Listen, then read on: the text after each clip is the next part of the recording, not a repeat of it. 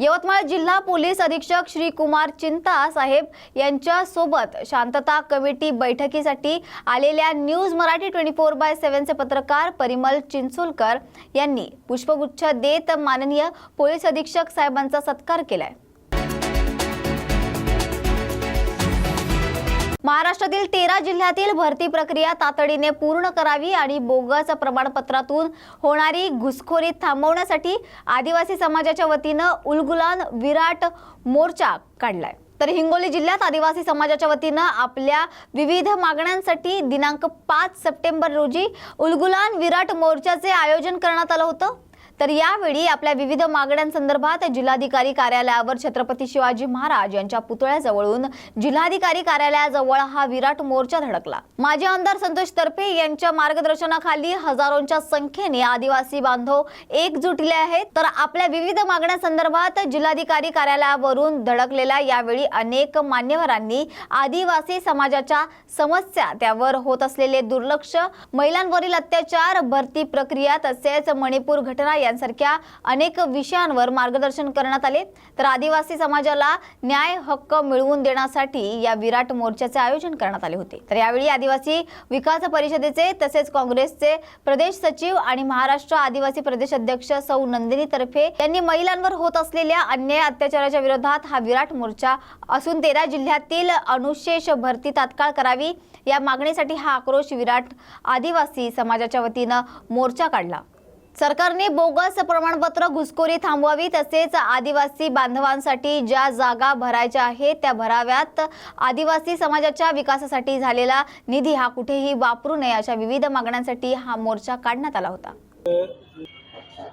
आज संबंध महाराष्ट्रभर आदिवासी आक्रोश मोर्चाचा आयोजन ठिकठिकाणी जिल्ह्यामध्ये करण्यात येत आहे।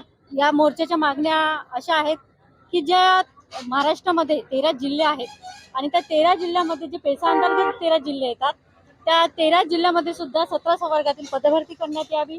त्याचबरोबर जे बोगस घुसखोरीचं प्रमाण प्रचंड प्रमाणात वाढलेलं आहे ते कमी करण्यात यावी। जे भरूड साहेबांवर गुन्हे दाखल केले बोगसांनी ते तात्काळ मागे घेण्यात यावे आणि या भाजप सरकारच्या राजवटीमध्ये आदिवासीच म्हणता येणार नाही की महिलांवर वाढतं अत्याचाराचं प्रमाण आणि वाढतं बोगस घुसखोरीचं प्रमाण ह्याला कुठेतरी आळा बसला पाहिजे, त्या उद्देशाने आजच्या मोर्चाचं आयोजन केलेलं आहे। त्याचबरोबर औरंगाबादला जी जात पडताळणी ऑफिस कार्यालय आहे ते तिथून हलवून कळमनुरी किंवा किनवट येथे करण्यात यावी, जेणेकरून बोगस घुसखोरीचं प्रमाण, बोगस सर्टिफिकेट देण्याचं प्रमाण वाढलं ते या ठिकाणी कमी होईल।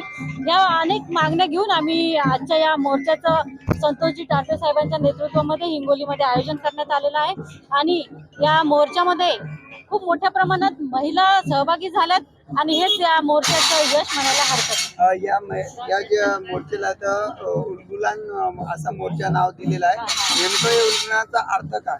उलगुलान म्हणजे बिरसा मुंडा हे आदिवासींचे क्रांती नेते होते।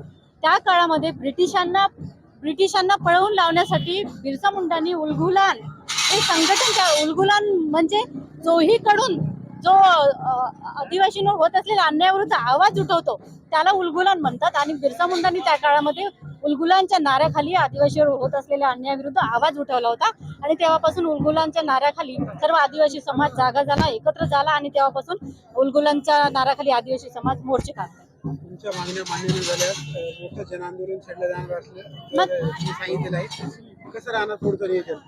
पुढचं नियोजन जर आमच्या ह्या मागण्या मान्य होत नसेल तर आता जे फक्त हिंगोली जिल्ह्यामध्ये मोर्चा काढला आहे, परंतु जर आमच्या मागण्या मान्य होत नसेल तर याहीपेक्षा व्यापक स्वरूपाचं आंदोलन आम्ही जिल्ह्यामधून काढू। फक्त महाराष्ट्रात नाही तर संपूर्ण देशामध्ये आम्ही हे आंदोलन। तर या होत्या आजच्या महत्त्वाच्या घडामोडी। अशाच महत्त्वाच्या घडामोडींसाठी पाहत रहा न्यूज मराठी 24/7, नवा भारत नवा विचार।